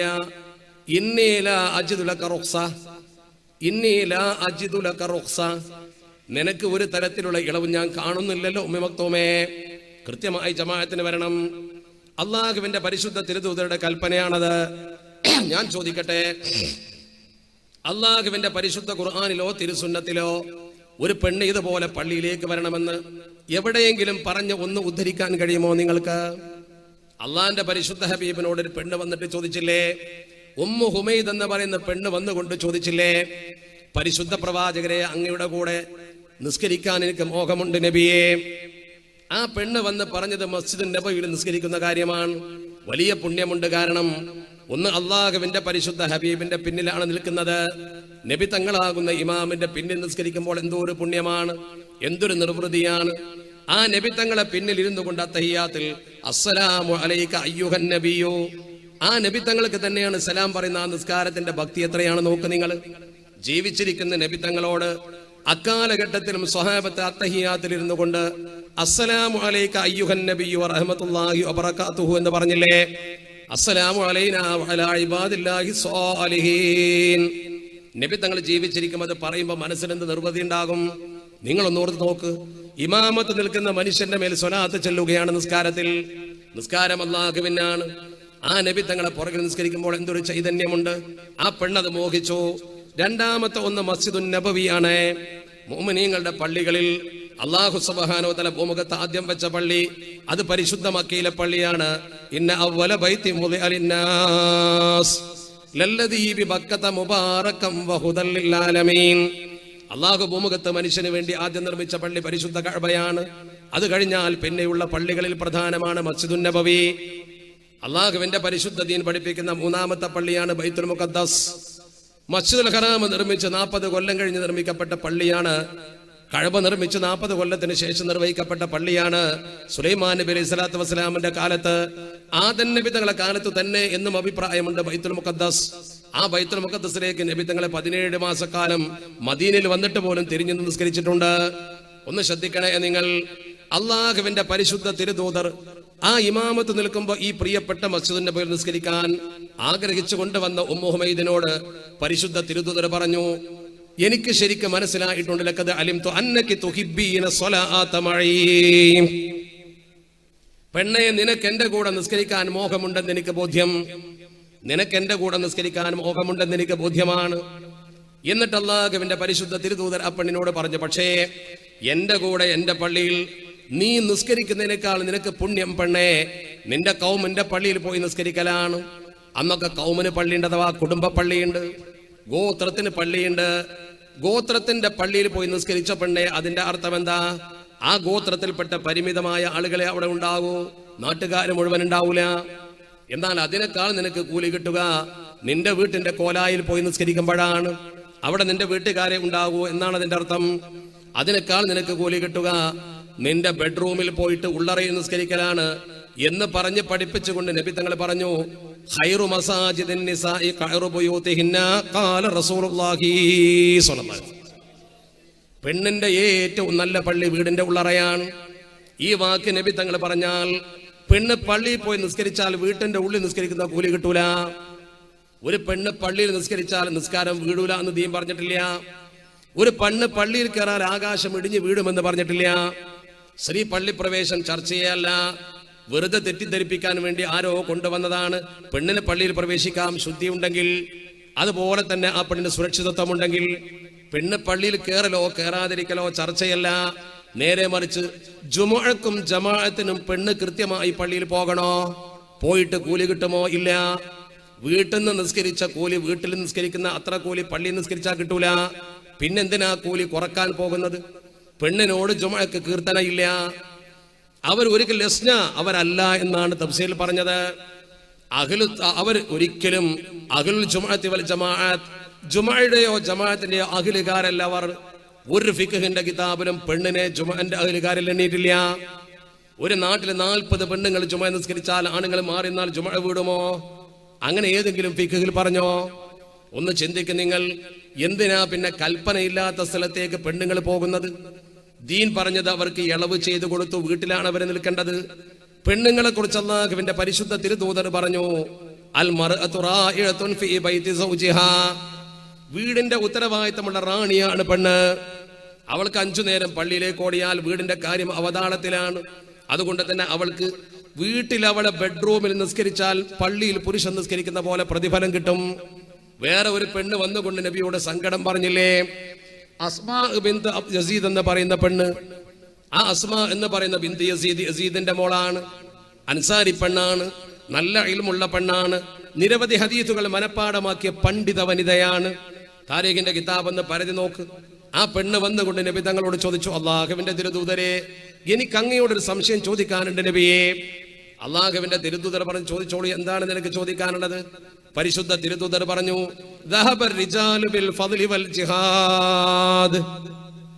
നബിയെ, ആണുങ്ങളെല്ലാ ഗുണവും കൊണ്ടുപോയില്ലേ? അവർ യുദ്ധത്തിന് പോകുന്നു, അവർ ജമാഅത്തിന് പോകുന്നു, അവർ ജുമുഅക്ക് പോകുന്നു. എല്ലാ പുണ്യങ്ങളും പുരുഷന്മാർ കൊണ്ടുപോയി. ആ പെണ്ണ് സങ്കടത്തോടു കൂടി നബി തങ്ങളോട് ചോദിച്ചു. അത് പള്ളി പോകാനുള്ള താല്പര്യം കൊണ്ട് ചോദിച്ചതല്ല, പെണ്ണിന് പുറത്തിറങ്ങാനുള്ള വെമ്പൽ കൊണ്ട് ചോദിച്ചതല്ല, നാളെ പരലോകത്ത് കൂലി കിട്ടുന്നു എന്ന ഒരു പ്രതീക്ഷ കൊണ്ട് ചോദിച്ചു പോയതാണ് നബി തങ്ങളോട്. അള്ളാന്റെ തിരുദൂതരോട് ആ പെണ്ണ് ചോദിച്ചു, ഫമാ ലനാ അമലുൻ നുദ്രികു ബിഹി അമലൽ മുജാഹിദീന ഫീ സബീലില്ലാഹ്. അള്ളാഹുവിന്റെ മാർഗത്തിൽ സമരം ചെയ്യുന്നവർക്ക് കിട്ടുന്ന പ്രതിഫലം ഞങ്ങൾക്ക് കിട്ടുന്ന ഒരു പ്രവർത്തനം എന്തുണ്ട് നബിയേ? ജിഹാദ് ഞങ്ങൾക്കില്ല, ഞങ്ങൾക്ക് ജുമഅ ഇല്ല, ഞങ്ങൾക്ക് ജമാഅത്തിന് പള്ളി പോകണ്ട, പിന്നെ എന്താണ് ഞങ്ങൾക്ക് പരലോകത്ത് പോകുമ്പോ പുരുഷന്മാരെ പോലെ പ്രതിഫലം കിട്ടാൻ എന്തുണ്ട് നബിയേ? എന്തൊരു നല്ല ചോദ്യം! എന്റെ പുറകിൽ ശബ്ദം കേൾക്കുന്ന സ്ത്രീകൾ മനസ്സിലാക്കണം, എന്തൊരു നല്ല ചോദ്യമാണ്. അസ്മാ ബിൻത് യസീദ് ചോദിച്ച ചോദ്യം എന്തൊരു നല്ല ചോദ്യമാണ്. ഫമാ ലനാ അമലുൻ നുദ്രികു ബിഹി അമലൽ മുജാഹിദീന ഫീ സബീലില്ലാഹ്. ഇതൊരു വല്ലാത്ത ചോദ്യമാണ്. ആ ചോദ്യത്തിന് അല്ലാഹുവിന്റെ പരിശുദ്ധ തിരുദൂതർ പറഞ്ഞു, പരിശുദ്ധ പ്രവാചകർ വളരെ മനോഹരമായി പറഞ്ഞു, അബ്ലിഗി മൻ ലഖീതി, നീ കേട്ടാ പോരാ, നീ കണ്ടുമുട്ടുന്നവർക്ക് ഞാൻ പറഞ്ഞെത്തിച്ചു കൊടുക്കണം. ഞാൻ ഈ പറയുന്ന വിഷയം നീ സംശയമുള്ള പെണ്ണുങ്ങൾക്ക് പറഞ്ഞു കൊടുക്കണം. ഇന്ന ത്വാഅത സൗജി വഅ്തിറാഫൻ ബിഹഖിഹി യഅദിലു ദാലിക. ഭർത്താവിന്റെ അവകാശ ബാധ്യതകൾ കൃത്യമായി നിർവഹിച്ചൊരു വീട്ടുകാരിയായി നിന്നാൽ, ഭർത്താവിന് ഭക്ഷണം വെച്ചു കൊടുത്ത്, ഭർത്താവിന് വേണ്ടതൊക്കെ ചെയ്തു കൊടുത്ത്, മക്കളെ നോക്കി മുലയൂട്ടി കുടുംബത്തിന്റെ കാര്യം നോക്കിയാൽ, ഈ ജിഹാദിനും ജുമഅക്കും ജമാഅത്തിനും ആണ് കെട്ടിപ്പേറി പോകുന്ന കൂലി നിനക്ക് വീട്ടിൽ തന്നെ കിട്ടുമെന്ന് അഷ്റഫുൽ ഖൽഖ് മുഹമ്മദ് മുസ്തഫ സ്വല്ലല്ലാഹു അലൈഹി വസല്ലം. പെണ്ണ് വീട്ടിൽ ഇരുന്നാൽ തന്നെ ആ കൂലി കിട്ടുന്ന അല്ലാഹുവിന്റെ റസൂൽ ഉറപ്പ് കൊടുത്തതാണ്. അതുകൊണ്ട് നമ്മൾ പറയുന്നു, കൽപ്പിക്കപ്പെടാത്ത സ്ഥലത്തേക്ക് പെണ്ണുങ്ങളെ കൊണ്ടുപോകണ്ട.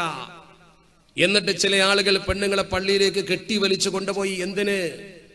സ്വഹാബത്തിന്റെ കാലത്ത് അങ്ങനെ നടപടിക്രമമുണ്ടോ? പരിശുദ്ധ മക്കയിലെ ഇമാമ് പോലും പലപ്പോഴും പ്രസംഗിക്കുന്നത് ഞാൻ നേരിട്ട് കേട്ടിട്ടുണ്ട്, നിങ്ങളും കേട്ടിട്ടുണ്ടാവും.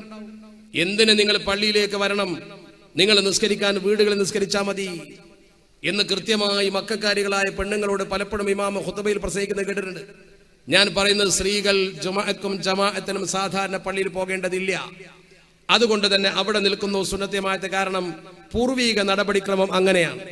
ഇനി നമുക്ക് ഹദീസോ ആയത്തോ പ്രവാചക ചരിത്രമോ കേവലം കേട്ടുകേൾവിയാണെങ്കിൽ കണ്ണിന്റെ മുമ്പിലുള്ള കാര്യം പറ.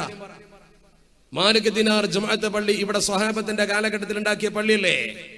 ഹിജ്റ 5 എന്നൊക്കെ എഴുതി വെച്ചില്ല, സനത്ത ഹംസ് എന്നൊക്കെ പറഞ്ഞാൽ എന്താ? ആ പള്ളി പണിത ഏതെങ്കിലും ഒരു സ്വഹാബി തന്റെ പെങ്ങളെയോ ഭാര്യയോ ഉമ്മയോ കൊണ്ടുവന്ന് പള്ളി നിസ്കരിപ്പിച്ചോ? മമ്പുറത്തെ തങ്ങൾ ഖുതുബ് സമാൻ മമ്പുറത്ത് പള്ളി കെട്ടി. ജിഫ്രി തങ്ങൾ കോഴിക്കോട്ട് വന്നിട്ട് മനോഹരമായ രീതിയിൽ ദീൻ പ്രബോധനം ചെയ്തു. ജിഫ്രി തങ്ങൾക്ക് ശേഷമാണ് മമ്പുറം തങ്ങൾ വരുന്നത്. മമ്പുറത്ത് തങ്ങൾ സയ്യിദ് അലവി തങ്ങൾ വന്നു. മൗലദവീര മമ്പുറത്ത് പള്ളി കെട്ടി പ്രബോധനം നടത്തി. മലബാറിൽ ഒട്ടനവധി പള്ളികൾ നിർമ്മിച്ചത് ആ മഹാനാണ്. കൊടിഞ്ഞിപ്പള്ളി നിർമ്മിച്ചത് അദ്ദേഹമാണ്. ഒരുപാട് പള്ളികൾ മമ്പുറത്ത് തങ്ങൾ നിർമ്മിച്ചിട്ടുണ്ട്. മമ്പുറത്ത് തങ്ങളുടെ പ്രധാനപ്പെട്ട ഒരു ജോലി പള്ളി നിർമ്മാണമായിരുന്നു. ആവശ്യമുള്ള സ്ഥലത്ത് മമ്പുറത്ത് തങ്ങൾ നിർമ്മിച്ച മമ്പുറത്തെ പള്ളിയിലോ അദ്ദേഹം നേതൃത്വം കൊടുത്ത് നിർമ്മിച്ച ഏതെങ്കിലും ഒരു പള്ളിയിലോ തന്റെ ഭാര്യയെയോ തന്റെ പെൺമക്കളെയോ എന്തുകൊണ്ട് മമ്പുറത്ത് തങ്ങൾ കൊണ്ടുവന്ന് നിസ്കരിപ്പിച്ചില്ല? എന്തേ മമ്പുറത്ത് തങ്ങൾക്കറിയില്ല എന്റെ ഭാര്യയ്ക്ക് ഈ കൂലി കിട്ടണമെന്ന്? എന്തേ മമ്പുറത്ത് തങ്ങളെ മമ്പുറത്തെ ജുമഅക്ക് തൊട്ടപ്പുറത്തെ വീട്ടിലെ ഭാര്യയും മക്കളുമുള്ള ആ പെൺമക്കളെ ജുമഅക്ക് വിളിച്ചില്ല? അവർക്കറിയില്ല ഈ പെണ്ണുങ്ങൾക്ക് പുണ്യം കിട്ടണമെന്ന്? അത് ചെയ്യാതിരിക്കാൻ കാരണം പെണ്ണ് വീട്ടിൽ നിസ്കരിക്കലാണ് കൂലി എന്ന് അവരെ ഉപ്പാപ്പ അഷ്റഫുൽ ഖൽഖ് മുഹമ്മദ് മുസ്തഫ സ്വല്ലല്ലാഹു അലൈഹി വസല്ലം തങ്ങൾ പഠിപ്പിച്ചു കൊടുത്തുകൊണ്ട് ആ തർക്കിക്കേണ്ടതല്ലത്. നമ്മൾ ആ വിഷയത്തിൽ തർക്കമുണ്ടാക്കേണ്ടവരല്ല. എന്നതുപോലെ തന്നെ ജുമഅയുടെ കാര്യം നോക്ക് നിങ്ങൾ. ആ ജുമഅക്ക് ഖുതുബ ഓതുക എന്ന് പറയുന്നത് ഖുതുബയുടെ ഷർത്തിൽപ്പെട്ടതാണ്. ഖുതുബ അറബിയിലായിരിക്കൽ. ഷർത്ത് എന്ന് പറഞ്ഞാൽ നിബന്ധനയാണ്. ഞാൻ ഇവിടെ പ്രസംഗിക്കുമ്പോൾ എന്റെ പ്രസംഗം ഇതുപോലെ അങ്ങ് അവസാനിക്കും. ഈ പ്രസംഗത്തിൽ ബഹുമാനപ്പെട്ട തങ്ങൾ വന്നിട്ട് മജ്‌ലിസുന്നൂറിന് നേതൃത്വം കൊടുക്കാൻ വരുമ്പോൾ ഞാൻ എന്റെ പ്രസംഗം നിർത്തും. ബഹുമാനപ്പെട്ട തങ്ങൾ വന്നാൽ പ്രസംഗം അവസാനിച്ചു, പിന്നെ പ്രസംഗം പോയി. അതിൻ്റെ ഇടയ്ക്ക് ഞാനൊന്ന് എഴുന്നേൽക്കേണ്ട യാതൊരു കാര്യമല്ല. കാരണം എന്തുകൊണ്ട്? ജുമഅ ഖുതുബയിൽ ഇമാം ഇരുന്നിട്ട് പിന്നെ എഴുന്നേൽക്കും. 2 ഖുതുബ വേണം. നമ്മളെ പള്ളിയിൽ ഖുതുബ ഓതുന്ന ഖത്തീബ് ഇടക്കൊന്ന് ഇരുന്നിട്ട് എഴുന്നേൽക്കുന്നത് ഖത്തീബിന് ക്ഷീണമുള്ളത് കൊണ്ടാണോ? എന്നാ യുവാവായ ഖത്തീബിനെ ഒറ്റടിക്ക് 2 ഓതി കൊടുത്താൽ പോരെ? എന്തിനാ വെറുതെ ഇരുത്തം, ഒരു നാടകം? അതിന്റെ അർത്ഥം 2 റക്അത്തിന്റെ സ്ഥാനത്താണ് ആ അൽ ഖുതുബത്തു തഖൂമു മഖാമ റക്അതൈനി മിനൽ ഫർദ്. അപ്പോൾ 2 ഖുതുബ വേണം. ആ ഖുതുബ ഓതുന്ന ഇമാമിന് വുദൂ വേണം. ഞാനിവിടെ നിൽക്കുമ്പോൾ വുദൂ നിർബന്ധമൊന്നുമില്ല. ഇമാമ് ഖുതുബ ഓതുകയാണെങ്കിൽ അദ്ദേഹത്തിന് നിസ്കാരം പോലെ വുദൂ വേണം. അതിന് ചില പ്രത്യേക ഷർത്തുകളുണ്ട്. ഒരായത്തോതൽ നിർബന്ധമല്ലേ? അള്ളാഹുവിന്റെ പരിശുദ്ധ ഹബീബിന്റെ മേൽ പേരെടുത്ത് സലാത്ത് ചെല്ലണ്ടേ? ഇതൊന്നും നമ്മുടെ പള്ളിയിൽ നടക്കുന്ന ഖുത്ബയിൽ ചെയ്യാതിരുന്നാൽ ഖുത്ബയാവൂല. ഈ സ്റ്റേജിൽ നടക്കുന്ന ഈ പ്രസംഗത്തിന് ഇതൊന്നും ബാധകവുമല്ല. അദബിന് വേണ്ടി ആയത്തോതാം, അദബിന് വേണ്ടി സ്വലാത്തില്ലാം എന്നല്ലാതെ. അതുകൊണ്ട് തന്നെ പള്ളിയിൽ മലയാളത്തിൽ ഖുത്ബ ഓതുന്ന പ്രവർത്തനം അള്ളാഹുവിന്റെ പരിശുദ്ധ ഹബീബിന്റെ കാലത്തില്ല. അങ്ങനെ പറഞ്ഞാൽ സംശയിക്കും, അന്ന് അറബികളേ ഉള്ളൂ. എന്നാൽ പേർഷ്യയിലേക്ക് ഇസ്ലാം മത പ്രബോധനത്തിന് മഹാന്മാരായ സ്വഹാബത്ത് പോയി പേർഷ്യൻ ഭാഷയിൽ ഇറാനിൽ ഖുത്ബ ഓതിയിട്ടുണ്ടോ? അവര് പേർഷ്യൻ ഭാഷയിൽ അവിടെ ഖുത്ബ ഓതിന് വല്ല തെളിവുണ്ടോ? മാലിക് ഇബ്നു ദീനാറും സംഘവും കേരളത്തിൽ വന്ന് ഇസ്ലാമിക പ്രബോധനം നിർവഹിച്ചു എന്നൊരു സത്യമല്ലേ? ആ സത്യം മറച്ചു വെക്കാൻ കഴിയാതെ രേഖപ്പെടുത്തപ്പെട്ടതല്ലേ? എന്റെ ശബ്ദം കേൾക്കുന്ന പ്രിയപ്പെട്ട സഹോദരങ്ങൾ ചിന്തിച്ചു നോക്ക്. എന്തേ ഈ വന്ന ആളുകൾ ഒരു പള്ളി കെട്ടിയിട്ട് ഇസ്ലാമിന് ഇവിടെ പഠിപ്പിക്കുമ്പോ ഇസ്ലാം പഠിക്കാൻ ഏറ്റവും നല്ലത് അവരുടെ ഭാഷയിൽ ചില കാര്യങ്ങൾ പറയലാണ്. വെള്ളിയാഴ്ച പള്ളിയിൽ എല്ലാവരെയും കിട്ടും. ആ സമയത്ത് എന്തുകൊണ്ട് അവർക്ക് ഏതെങ്കിലും ഒരു മലയാളിക്ക് ഈ ഖുത്ബ പഠിപ്പിച്ചു കൊടുത്തിട്ട് അതിന്റെ മലയാളത്തിൽ ഒന്ന് പ്രസംഗിപ്പിച്ചുകൂടായിരുന്നു? അവര് നിർമ്മിച്ച ഒരു പള്ളിയിൽ മലയാളത്തിൽ ഖുത്ബ ഓതിയിൽ എന്താ കാരണം? മലയാളത്തിൽ ഖുത്ബ ഓതുക എന്ന ഏർപ്പാട് ലോകത്തില്ല. തുർക്കിയിൽ കമാൽ പാഷ തുടങ്ങി വെച്ചു. നമ്മുടെ രാജ്യത്ത് കൊച്ചിയിലെ മട്ടാഞ്ചേരി പള്ളിയിൽ നിന്നും തുടങ്ങി എന്നല്ലാതെ ലോകത്ത് എവിടെയെങ്കിലും ഖുത്ബ പരിഭാഷപ്പെടുന്ന ഒരു സിദ്ധാന്തം സ്വഹാബത്ത് ചെയ്തിട്ടുണ്ടോ? പരിശുദ്ധ ഹബീബ് ചെയ്തിട്ടുണ്ടോ? ഫിഖഹിന്റെ മസ്അല പ്രകാരം ഒരു പള്ളിയിൽ ജനങ്ങൾ ഒരുമിച്ച് കൂടി ഒറ്റെണ്ണത്തിന് ഖുത്ബ ഓതാൻ അറിയില്ല. ളുഹ്ർ നിസ്കരിച്ച് പിരിഞ്ഞു പോകണമെന്ന് ഫുഖഹാ പറയാൻ കാരണം എന്താ? ളുഹ്ർ നിസ്കരിച്ച് പിരിഞ്ഞു പോകണമെന്ന് പറയാൻ എന്താ കാരണം? ആ ഖുത്ബ അറബി ഭാഷയിൽ ഓതാൻ ആളില്ലെങ്കിൽ അങ്ങനെ ചെയ്യണമെന്നാ. ഈ പറഞ്ഞതിൽ നിന്ന് ഖുത്ബ അറബിയിലായിരിക്കണമെന്നത് ജുമഅയുടെ ഷർത്തിൽപ്പെട്ടതാണ് എന്ന് കൃത്യമായി ബോധ്യപ്പെടുകയാണ്. അതുകൊണ്ട് തന്നെ പെട്ടെന്ന് സാധാരണക്കാരന്റെ മനസ്സിൽ തോന്നുന്നതാണ് ശരി. എന്തുകൊണ്ട് മലയാളത്തിൽ ഓതിക്കൂടാ? തിരിയണ്ടേ?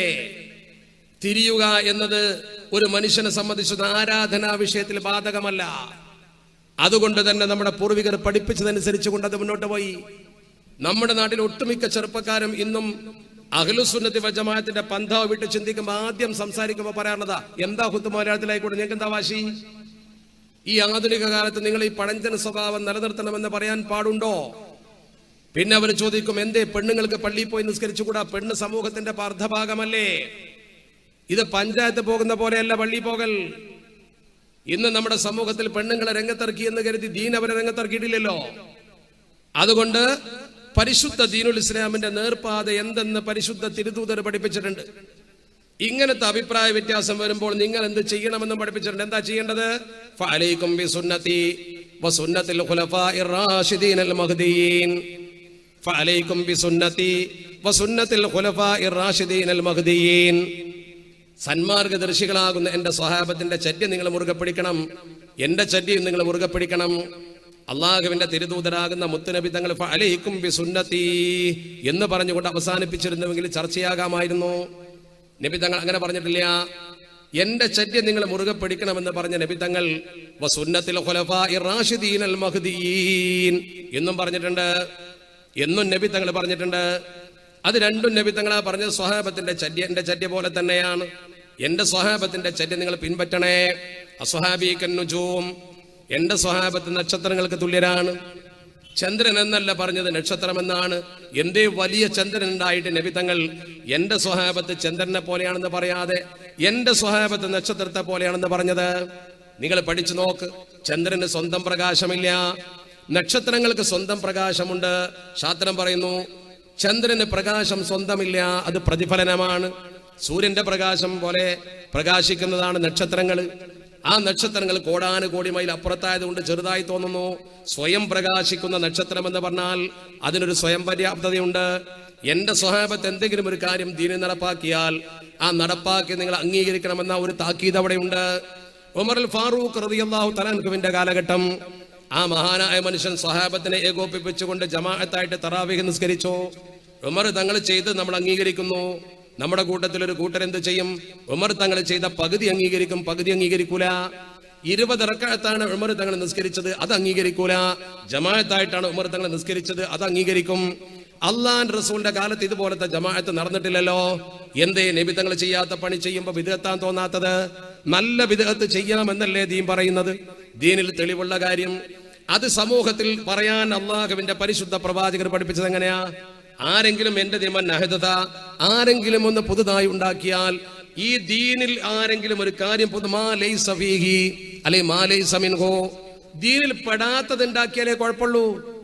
ദീനിൽ പെടാത്ത വിധേയത്ത് ഉണ്ടാക്കണ്ടെന്നേ പറഞ്ഞിട്ടുള്ളൂ. ദീനിൽ പെട്ട വിധേയത്ത് ഉണ്ടാക്കാം. ദീനിൽ പെട്ട വിധേയത്ത് ഉണ്ടാക്കാം. ദീനിൽ പെട്ട വിധേയത്താണ് ജുമുഅയുടെ ബാങ്ക് ഒന്ന് വന്നത്. ജനങ്ങളെ ദീനിലേക്ക് ആകർഷിക്കാൻ ചെയ്തതാ. തറാവീഹ് 20 റക്അത്ത് ദീനിൽ പെട്ടതാ. ദീനിൽ ഗുണകരമായ സംഭവ വികാസങ്ങൾ ചെയ്യാമെന്നതിൽ സൂചനല്ലേ? പിന്നെ എന്തിനാ പുതിയ വാദഗതിയുമായിട്ട് വരുന്നത്? ഞാൻ പറഞ്ഞു വരുന്ന ആരെങ്കിലും മോശമാക്കാനല്ല, നമ്മൾ തന്നെ സ്വന്തമായി പഠിക്കാനും പകർത്താനുമാണ് ഞാൻ പറയുന്നത്. നമ്മുടെ വിശ്വാസത്തെക്കുറിച്ച് നമുക്കൊരു യക്കീന് വേണ്ടേ? നമ്മുടെ വളർന്നു വരുന്ന കുട്ടികൾ അതേക്കുറിച്ച് കൃത്യമായി ബോധ്യപ്പെടണ്ടേ? പിന്നെ അതിനേക്കാളേറെ നമ്മുടെ വിശ്വാസത്തെ മോശമാക്കുന്ന തരത്തിലുള്ള പ്രചരണം നടക്കുന്നത്, നമ്മുടെ സമുദായം പൂർവ്വകാലം മുതൽ ആദരിച്ചു വരുന്ന മഹാന്മാരെ ആദരിക്കുന്നു എന്നൊരൊറ്റ കാരണത്താല. നമ്മളൊക്കെ മഹത്തുക്കളെ കൃത്യമായി ആദരിക്കുന്നുണ്ട്, മഹത്തുക്കളിലൂടെ പടച്ച റബ്ബിലേക്ക് അടുക്കാനും ശ്രമിക്കുന്നുണ്ട്. ഇങ്ങനെ ഒരു സംഭവം അല്ലാഹുവിന്റെ പരിശുദ്ധത നമ്മളെ പഠിപ്പിച്ചല്ലോ. നിങ്ങളൊന്ന് ശരിക്കും ഇരുന്ന് ചിന്തിച്ചു നോക്ക്. അല്ലാഹു പറഞ്ഞു, യാ അയ്യുഹല്ലദീന ആമനു തഖുല്ലാഹ്, യാ അയ്യുഹല്ലദീന ആമനു, ഓ സത്യവിശ്വാസികളെ, ഇത്തഖുല്ലാഹ്, നിങ്ങൾ പടച്ച റബ്ബിനെ ഭയപ്പെടണേ, നിങ്ങൾ പടച്ച റബ്ബിനെ ഭയപ്പെടണേ. വബ്തഗൂ ഇലൈഹിൽ വസീല, അല്ലാഹുവിലേക്ക് ചെന്ന് ചേരാൻ നിങ്ങൾ മധ്യവർത്തിയെ തേടണേ. നിങ്ങൾ പടച്ച റബ്ബിലേക്ക് ചേരുവാൻ മധ്യവർത്തിയെ തേടണേ. വബ്തഗൂ ഇലൈഹിൽ വസീല, ഈ വബ്തഗൂ ഇലൈഹിൽ വസീല എന്ന് പറഞ്ഞാൽ പടച്ച റബ്ബിലേക്ക് ചെന്ന് ചേരുന്ന വസീല തേടണം എന്നതിന്റെ അർത്ഥം. ഒരു വസീലയെ തേടണം എന്ന് പറഞ്ഞാൽ അള്ളാഹുവിലേക്ക് അടുക്കാനുള്ള ഏറ്റവും നല്ല മാർഗമാണ് മഹാന്മാരെ സ്നേഹിക്കുക എന്നുള്ളത്. അള്ളാഹുവിന്റെ പരിശുദ്ധ ഖുർആൻ കൂനൂ മഅ സ്വാദിഖീൻ എന്ന് നമ്മളോട് നിർദ്ദേശിക്കാൻ കാരണതാണ്. അവ നല്ലവരെ സ്നേഹിച്ച് നല്ലവർക്കൊപ്പം നിൽക്കുക. അള്ളാഹുവിന്റെ പരിശുദ്ധ ഹബീബ് അഷ്റഫുൽ ഖൽഖ് മുഹമ്മദ് മുസ്തഫ സ്വല്ലല്ലാഹു അലൈഹി വസല്ലം ചിരിപ്പിക്കുമായിരുന്നു, നബി തങ്ങൾക്ക് സന്തോഷം പകരുമായിരുന്നു. അങ്ങനെ ഇരിക്കെ ഹദീസിന്റെ കിതാബിൽ പറയുന്നു, ആ മനുഷ്യനെ ഒരു ദിവസം കൊണ്ടുവന്നു, അയാൾ മദ്യപിച്ചിരുന്നു.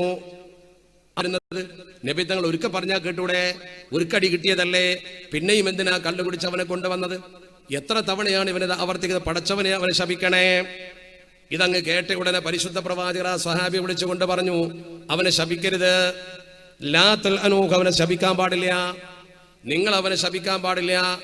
കാരണം ലഖദ് അലിംതു, എനിക്ക് ശരിക്ക് ബോധ്യപ്പെട്ടിട്ടുണ്ട്, എനിക്ക് ശരിക്ക് ബോധ്യപ്പെടന്നഹു യുഹിബ്ബുല്ലാഹ വറസൂലഹു, അവൻ അള്ളാഹുവിനോടും അള്ളാഹുവിന്റെ പരിശുദ്ധ ഹബീബിനോടും സ്നേഹമുണ്ടെന്ന് എനിക്ക് ബോധ്യപ്പെട്ടിട്ടുണ്ട്. അതിന്റെ അർത്ഥം എന്താണ്? ശപിക്കണ്ട, അവനെ നന്നാക്കി എടുക്കണം. അതിനാണ് നബി തങ്ങൾ ഹദ്ദടിക്കാൻ പറഞ്ഞത്. നബി തങ്ങളോട് അവന് സ്നേഹമുണ്ടെന്ന് നബി തങ്ങൾക്കറിയാം, ആ സ്നേഹം കൊണ്ട് ഗുണമുണ്ടെന്നാണ് അതിന്റെ അർത്ഥം. മദ്യപിച്ചവനോട് പോലും നബി തങ്ങൾ പറഞ്ഞത്, മദ്യപാനം നിർത്താൻ അവന് ശിക്ഷ കൊടുത്താൽ മതി, ശപിക്കേണ്ട, അവൻ എന്റെ സ്നേഹിതനാണ്. ആരാ പറഞ്ഞത്? അഷ്റഫുൽ ഖൽഖ് മുഹമ്മദ് മുസ്തഫ. എന്താണ് ഈ പറഞ്ഞ വാക്കിന്റെ അർത്ഥം? അതിന്റെ അർത്ഥം കള്ളുകുടിക്കാൻ ലൈസൻസ് എന്നല്ല, അള്ളാഹുവിന്റെ റസൂൽ അവനെ നന്നാക്കി എടുക്കാനാണ് പ്രബോധനത്തിൽ തീരുമാനിച്ചത്. ഒരു സഹാബി വന്നുകൊണ്ട് പരിശുദ്ധ ഹബീബിനോട് പറഞ്ഞല്ലോ, നബിയേ, ലൈസ ഇൻദി കത്റത്തു സ്വലാത്തിൻ വസിയാം, ലൈസ ഇൻദി കത്റത്തു സ്വലാത്തിൻ വസിയാം, എന്റെ കയ്യിൽ ഏറെ നോമ്പും നിസ്കാരമൊന്നുമില്ല നബി, എന്റെ കയ്യിൽ കൂടുതൽ നിസ്കാരമില്ല, കൂടുതൽ നോമ്പൊന്നുമില്ല. പക്ഷെ ഒരു കാര്യം എന്റെ കയ്യിൽ എന്താ? വലാകിന്നി ഉഹിബ്ബുല്ലാഹ വറസൂലഹു, ഞാൻ അള്ളാഹുവിനെയും അള്ളാഹുവിന്റെ പരിശുദ്ധ തിരുദൂതരെയും ഏറെ ബഹുമാനിക്കുന്നവനും സ്നേഹിക്കുന്നവനുമാണ്. ഈ വ്യക്തി വന്നിട്ട് പറയണം, നിസ്കരിക്കലില്ല എന്ന് അയാൾ പറഞ്ഞിട്ടില്ല കേട്ടോ, തെറ്റിദ്ധരിക്കേണ്ട, തീരെ നിസ്കരിക്കലില്ല എന്നൊന്നും അയാൾ പറഞ്ഞിട്ടില്ല. അയാൾ പറഞ്ഞത്, ഞാൻ കൂടുതൽ നിസ്കരിക്കാറില്ല എന്നതിന്റെ വ്യാഖ്യാനം കുറെ സുന്നത്തും മറ്റും കാര്യമൊന്നും എനിക്കില്ല. എന്നെ സംബന്ധിച്ചിടത്തോളം എന്റെ ജീവിതത്തിൽ ഒരുപാട് സുന്നത്തോ അതുപോലെ തന്നെ സുന്നത്തായ കുറെ അമലുകളോ അതൊന്നും എന്റെ കയ്യിലില്ല. എന്റെ കയ്യിൽ ആകെ ഉള്ളത് ഫർളായ കുറച്ച് കാര്യങ്ങളൊക്കെ ഞാൻ മുടങ്ങാതെ ഭംഗിയായിട്ട് ചെയ്യാറുണ്ട്, വേറെ ഒന്നും എന്റെ കയ്യിലില്ല എന്ന് അള്ളാഹുവിന്റെ പരിശുദ്ധ തിരുദൂതരോട് ഈ മനുഷ്യൻ വന്ന് പറഞ്ഞു. ആ സമയത്ത് അള്ളാഹുവിന്റെ പരിശുദ്ധ തിരുദൂതർ എന്താ പറഞ്ഞറിയോ? അൽ മർഉ മഅ മൻ അഹബ്ബ, അൽ മർഉ മഅ മൻ അഹബ്ബ, ഒരു മനുഷ്യൻ അവൻ സ്നേഹിച്ചവന്റെ കൂടെ ഉണ്ടാകുമെന്ന് അഷ്റഫുൽ ഖൽഖ് മുഹമ്മദ് മുസ്തഫ സ്വല്ലല്ലാഹു അലൈഹി വസല്ലം. ഒരു മനുഷ്യൻ അവൻ സ്നേഹിച്ചവന്റെ കൂടെ ഉണ്ടാവുന്ന, ആരെയാണോ സ്നേഹിച്ചത് ആ സ്നേഹിച്ചവന്റെ കൂടെ അവൻ ഉണ്ടാകും. അപ്പൊ നബി തങ്ങൾ ഈ പറഞ്ഞ വാക്കനുസരിച്ച് ഒരു മനുഷ്യൻ അള്ളാഹുവിന്റെ റസൂലിനെ സ്നേഹിക്കുകയും ഫർളായ അമലുകളൊക്കെ ചെയ്യുകയും ശിർക്ക് ചെയ്യാതിരിക്കുകയും ചെയ്താൽ റസൂലുള്ളാഹിന്റെ കൂടെ ഉണ്ടാവുന്നല്ലേ? അള്ളാഹുവേ, ഞങ്ങളെ മഹത്തുക്കളുടെ കൂടെ ചേർത്തി തരണേ തമ്പുരാനെ. അപ്പൊ നമ്മളൊക്കെ ചിന്തിക്കുന്ന ഒരു വശം അതാണ്. അപ്പൊ മഹാന്മാരുടെ കൂടെ നിൽക്കുക, മഹാന്മാരെ ബഹുമാനിക്കുക, ആദരിക്കുക എന്നത് അഹ്ലുസുന്നത്തി വൽ ജമാഅത്തിന്റെ വീക്ഷണത്തിലെ പ്രധാന ഭാഗമാണ്. ഇപ്പൊ നിങ്ങൾ ഉദാഹരണമായിട്ട് ഒന്ന് നോക്ക്. നമ്മളൊക്കെ പരിശുദ്ധമായ ഹറം ഷരീഫിൽ ചെന്നാൽ, വിശുദ്ധ ഹറം ഷരീഫിൽ നമ്മൾ ചെന്നിട്ട് ചെയ്യേണ്ട ആദ്യത്തെ പ്രവർത്തനം അവിടെ കടന്നാൽ എന്താ? ഉംറയ്ക്ക് ഇഹ്റാം കെട്ടട്ടെ, ഹജ്ജിന് ഇഹ്റാം കെട്ടട്ടെ, കെട്ടാതിരിക്കട്ടെ, ചെയ്യേണ്ടത് തവാഫാണ്. ഫിഖ്ഹിന്റെ മസ്അല പ്രകാരം മസ്ജിദുൽ ഹറാമിന്റെ തഹിയ്യത്ത് തന്നെ തവാഫാണ്. ലോകത്ത് ഏത് പള്ളിയിലും ഒരു മനുഷ്യൻ പ്രവേശിച്ചാൽ ആദ്യം 2 റക്അത്ത് സുന്നത്ത് നമസ്കരിക്കണം, അതാണ് തഹിയ്യ. നേരെ മറിച്ച് മസ്ജിദുൽ ഹറാമിൽ ഒരു മനുഷ്യൻ മക്കത്തെ പള്ളിയിൽ പ്രവേശിച്ചാൽ അവൻ ആദ്യം ചെയ്യേണ്ടത് തവാഫാണ്, പിന്നെയാണ് നിസ്കാരം. മസ്ജിദുൽ ഹറാമിന്റെ തഹിയ്യത്ത് തവാഫ്. എന്നാ തവാഫ് ചെയ്യാൻ പറ്റാത്ത സമയത്ത് സുന്നത്താകാം. വളരെ കൃത്യമായി ഇതിനെക്കുറിച്ച് പഠിപ്പിച്ചിട്ട് ഈ തവാഫിന്റെ പൂർണ്ണതയെക്കുറിച്ച് പറഞ്ഞു. എന്റെ പ്രിയപ്പെട്ട സദസ്സിലുള്ള സഹോദരങ്ങൾ, പ്രത്യേകിച്ച് ചെറുപ്പക്കാർ, കാരണവന്മാരോട് ഇത് പറയേണ്ട കാര്യമില്ല. നിങ്ങളൊന്ന് ശരിക്കും പഠിച്ചു നോക്ക്. 7 തവണ കഅബയെ ചുറ്റുന്നതാണ് ഒരു തവാഫ്. ഒരു ചുറ്റി ചുറ്റിയാൽ തൗഫത്തെ ആകൂ, 7 ചുറ്റിയാൽ തവാഫാവും. ആ 7 ചുറ്റ് പൂർത്തിയാകുമ്പോൾ അതിന്റെ സമ്പൂർത്തീകരണത്തിന്റെ ഭാഗമാണ് മഖാമു ഇബ്രാഹിമിന്റെ പിന്നിൽ 2 റക്അത്ത് നിസ്കരിക്കണം. ആ 2 റക്അത്ത് ഷാഫി മദ്ഹബിൽ സുന്നത്താണെങ്കിൽ ഹനഫി മദ്ഹബിൽ വാജിബാണ്. എന്ന് പറഞ്ഞാൽ അത് ഖുർആന്റെ നേരെ നസ്സായതുകൊണ്ട് നിർബന്ധമാണെന്ന ഇമാം അബൂ ഹനീഫ തങ്ങൾ പറയുന്നത്. അല്ലാഹ് നേരെ പറഞ്ഞ വത്തഖിദൂ മിൻ മഖാമി ഇബ്രാഹിമ മുസല്ല, നിങ്ങൾ ഇബ്രാഹിം മഖാമ് മുസല്ലയാക്കണേ, നിങ്ങൾ ഇബ്രാഹിം മഖാമ് മുസല്ലയാക്കണേ. ഞാൻ ചോദിക്കട്ടെ, നമ്മൾ യുക്തിപൂർവ്വം ചിന്തിക്കുക. ഇനി നമ്മൾ ഓരോരുത്തരും യുക്തിപൂർവ്വം ചിന്തിക്കാൻ. നമ്മുടെ ബുദ്ധിക്കനുസരിച്ച് ദീനിനെ വ്യാഖ്യാനിക്കുന്ന ചില ആൾക്കാരുണ്ടല്ലോ. ബുദ്ധിക്കനുസരിച്ച് ദീനിനെ വ്യാഖ്യാനിക്കുന്ന ആളുകൾ വ്യാഖ്യാനിച്ചാൽ എങ്ങനെ ഉണ്ടാവും? ഒരു ബുദ്ധിമാനായ മനുഷ്യൻ ശരിക്കും ബുദ്ധി ഉപയോഗിച്ചുകൊണ്ട് ഇതിനെ നിർദ്ധാരണം ചെയ്താൽ എവിടെ നിസ്കരിക്കേണ്ടത്? നല്ല ബുദ്ധിയുള്ള മനുഷ്യൻ പറയും എവിടെയാ? അത് ഹിജ്ർ ഇസ്മായിൽ നിസ്കരിക്കണം, തവാഫിന്റെ ശേഷമുള്ള നിസ്കാരം. എന്ന കാരണം എന്താ? ഹിജ്ർ ഇസ്മായിലിന്റെ പ്രത്യേകത, ഹിജ്ർ ഇസ്മായിൽ കഅബയിൽപ്പെട്ടതാ, കിത്അത്തും മിനൽ കഅബയാണ്. ആയിഷ ബീവി റളിയല്ലാഹു തആല അൻഹയിൽ നിന്ന് ഉദ്ധരിക്കുന്ന ഹദീസിൽ മഹദിയായ ആയിഷ ബീവി റളിയല്ലാഹു തആല അൻഹ പരിശുദ്ധ കഅബാലയത്തിന്റെ ഉള്ളിൽ കയറി നിസ്കരിക്കണമെന്നൊരു മോഹൻ നബി തങ്ങളോട് പറഞ്ഞപ്പോ ഭർത്താവായ നബി തങ്ങൾ ആയിഷ ബീവി റളിയല്ലാഹു തആല അൻഹയെ പിടിച്ചു കൊണ്ടുപോയിട്ട് ഹിജ്ർ ഇസ്മായിൽ കയറ്റി. എന്നിട്ട് നബി തങ്ങൾ നിർദ്ദേശിച്ചു, സൊല്ലി ഫിൽ ഹിജ്രി, നീ ഹിജ്റിൽ നിസ്കരിച്ചോ, അത് കഅബയുടെ ഭാഗമാണ്. അള്ളാഹുവിന്റെ പരിശുദ്ധ പ്രവാചകർ പറഞ്ഞെന്താ? സൊല്ലൂ ഫീ മുസല്ലൽ അബ്റാർ, മുസല്ലൽ അഖിയാർ, സൊല്ലൂ ഫീ മുസല്ലൽ അഖിയാർ വശ്റബൂ മിൻ ശറാബിൽ അബ്റാർ. ഹദീസിന്റെ കിതാബിലുണ്ട്, നിങ്ങൾ മുസല്ല നിസ്കരിക്കണം അവിടെ ഖൈറായ മനുഷ്യന്മാർ നിസ്കരിച്ച, ഖൈറിന്റെ അഹ്ലുകാരെ നിസ്കരിച്ച സ്ഥലത്ത്. അതിന്റെ വ്യാഖ്യാനത്തിലുണ്ട് അത് ഹിജ്ർ ഇസ്മായിലാണ്. വശ്റബൂ, നിങ്ങൾ കുടിക്കണേ, നിങ്ങൾ കുടിക്കണേ മിൻ ശറാബിൽ അബ്റാർ, നല്ല മനുഷ്യന്മാർ കുടിച്ചതിൽ നിന്ന് നിങ്ങൾ കുടിക്കണം. നിങ്ങൾ കുടിക്കുവീൻ, അതേതാ? സംസമാണ്. സംസം കുടിക്കുവാനും ഹിജ്ർ നിസ്കരിക്കുവാനും നബി തങ്ങൾ പറഞ്ഞിട്ടുണ്ട്. എന്നിട്ടെന്തേ? തവാഫിന്റെ ശേഷം 2 റക്അത്ത് നിസ്കാരം ഹിജ്ർ ഇസ്മായിലാകുന്ന കഅബന്റെ ഉള്ളിൽ നിസ്കരിച്ചില്ല. ചിന്തിക്ക് നിങ്ങൾ, എന്തുകൊണ്ട് നിസ്കരിച്ചില്ല? ഇനി 1-ാം സ്ഥാനം അതാണെങ്കിൽ 2-ാം സ്ഥാനം നമ്മൾ ആർക്ക് കൽപ്പിക്കും? 2-ാം സ്ഥാനം നമുക്ക് മഖാം ഇബ്രാഹിമിന് യുക്തിപൂർവ്വം കൽപ്പിക്കാൻ പറ്റുമോ? ഇല്ല. എന്താ കാരണം? അതിന്റെ മുമ്പിൽ ഹജറുൽ അസ്വദ് ഉണ്ട്, റുക്നുൽ ഹജർ എന്ന മൂലയുണ്ട്. ആ മൂലയോട് ചേർന്ന് കഅബയുടെ വാതിലുണ്ട്. ആ വാതിലിന്റെ പടി മുതൽ ഹജർ വരെയുള്ള 2 മീറ്ററോളം വരുന്ന സ്ഥലമുണ്ടല്ലോ, അതാണ് മുൽതസം. യൽതസിമൂനന്നാസ്, ജനങ്ങൾ അവിടെ നിന്നുകൊണ്ട് പടച്ചറബിനോട് ഒട്ടിപ്പിടിച്ചുകൊണ്ട് ദുആ ചെയ്യുന്ന സ്ഥലമാണത്. ആരെങ്കിലും അവിടെ വന്നുകൊണ്ട് പടച്ചറബിനോട് വല്ലതും ചോദിച്ചാൽ, താലിബു ഹാജ, ഒരു ഹാജത്തുള്ള മനുഷ്യൻ പടച്ചറബിനോട് തൊലബ് ചെയ്താൽ, ഇല്ലസ്തുജീബ ലഹു, ഉത്തരം കൊടുക്കാതെ അവനെ വിടൂല. ഉത്തരം കൊടുക്കാതെ മനുഷ്യനെ പിന്നെ പടച്ചറബ് വിടൂല. മാത്രമല്ല, അള്ളാഹുവിന്റെ തിരുദൂതർ പറഞ്ഞൊരു വാചകമുണ്ട്, ഈ പരിശുദ്ധമായ റുക്നിന്റെ അടുത്ത്, അഥവാ റുക്നുൽ ഹജർ എന്ന് പറയും, ഹജറുൽ അസ്വദ് എന്ന് പറയും. ഹജറുൽ അസ്വദിന്റെ മൂലയെ കുറിച്ച് വിശദീകരിക്കുന്ന കിതാബിൽ കാണാൻ കഴിയും,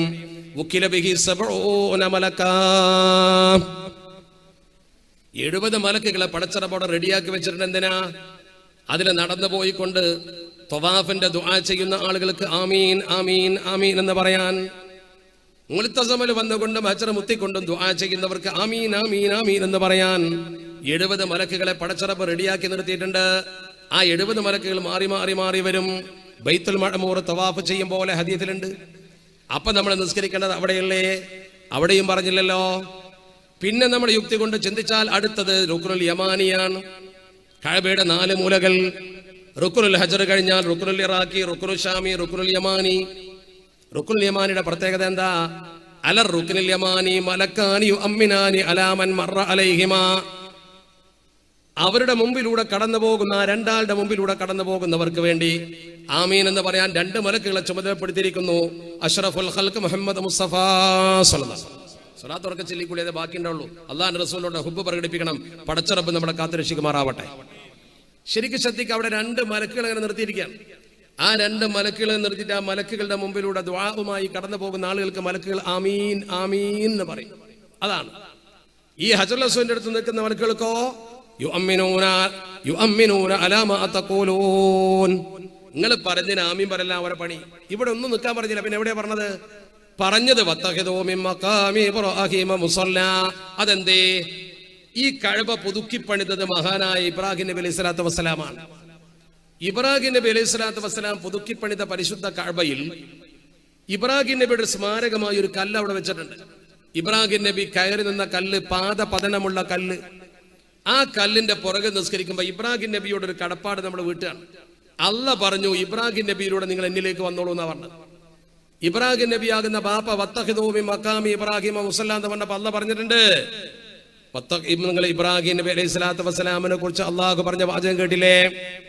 മഹാനായ ഇബ്രാഹിം നബി അലൈഹി സ്വലാത്തു വസ്സലാം ഒരു ഉമ്മത്തായിരുന്നു.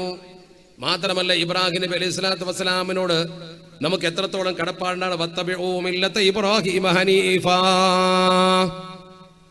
നിങ്ങൾ ഇബ്രാഹിം നബിയുടെ മാർഗം ശരിക്ക് പിന്തുടരണം എന്നാ പറഞ്ഞത്. നിങ്ങൾ എന്റെ മാർഗം പിന്തുടർന്നോളൂ എന്ന് പറഞ്ഞാൽ പോരെ?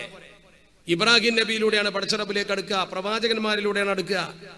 ഈ കല്ലിന്റെ മുമ്പിൽ നിങ്ങൾ സുജൂദ് ചെയ്യുമ്പോൾ നിങ്ങളുടെ മനസ്സിന്റെ ഉള്ളിൽ വരുന്നുണ്ടോ, പടച്ചോനെ ഞാൻ നിനക്കാണ് ഇബാദത്ത് ചെയ്യുന്നത്, എന്റെ തൗഹീദ് പഴച്ചു പോകുമല്ലോ ഈ കല്ലിന്റെ മുമ്പിലുണ്ടായാൽ എന്ന് കരുതുന്നുണ്ടോ?